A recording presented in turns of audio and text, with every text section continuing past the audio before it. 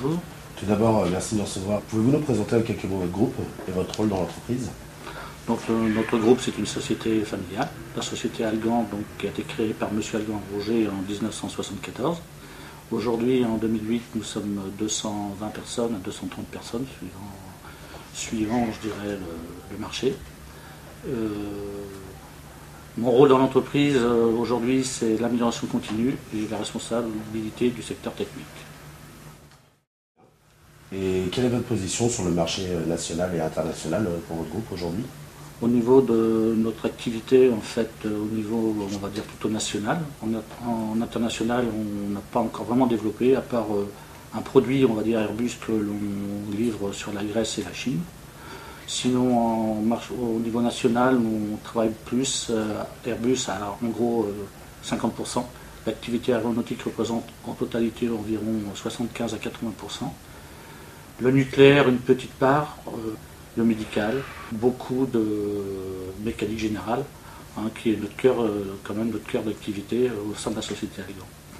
En parallèle, nous avons quand même développé l'aéronautique au niveau tôlerie, chaudronnerie aéronautique, assemblage aéronautique et aussi une bonne et moyenne partie chaudronnerie industrielle. Quelles sont les stratégies de votre entreprise actuelle et à venir? Notre chiffre d'affaires est de en gros 20 millions d'euros.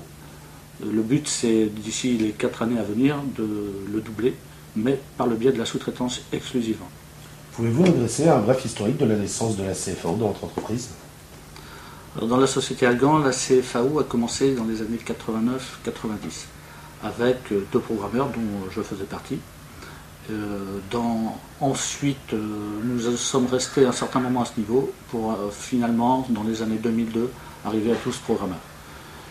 Notre choix aujourd'hui de changement de logiciel, nous avons évolué aussi dans les logiciels, donc nous sommes dirigés sur une XCAM par rapport à un besoin concret qui se faisait sentir au niveau de la rapidité. Les analyses faites par mon étude montraient qu'on pouvait gagner 25% de temps. Donc au lieu d'augmenter en potentiel en hommes, on a préféré évoluer en logiciel.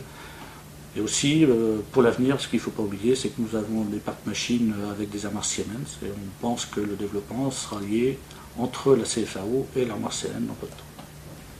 En quoi l'apport d'un intégrateur comme Abyss a été bénéfique dans la mise en place de ce produit? La société Abyss nous a apporté énormément, pour plusieurs raisons. Donc, comme je le disais un peu avant, la spontanéité dans le développement technique, mais aussi pour tout ce qui était générateur de post-processeurs, un partenariat. Ils ont travaillé avec nous sur site, vraiment en étroite collaboration. On n'a rien à redire, la très bonne réactivité. En conclusion, Monsieur Mahé, pourriez-vous nous dire en quelques mots ce que la solution initiale peut apporter d'une manière générale à une entreprise? Je préférais vous laisser parler M. Anthony Loyer, le responsable CFAO, qui lui aujourd'hui s'en sert tous les jours. Donc. Monsieur Loyer, bonjour. Bonjour. Quels sont les points déterminants de NXCAM pour votre entreprise? Donc NXCAM est un système CFAO intégré. Donc nous avons la simulation du code ISO grâce à la simulation machine, donc pour optimiser nos process d'usinage du 3 au 5 axes en passant par le tournage.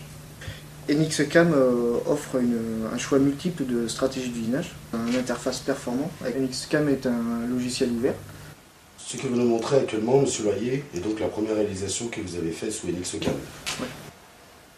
Nous remarquons que c'est une pièce de type aéronautique. Et ça, c'est la pièce après première ébauche. Avec NXCAM, oui. Monsieur Mahé, merci pour le temps que vous nous avez consacré.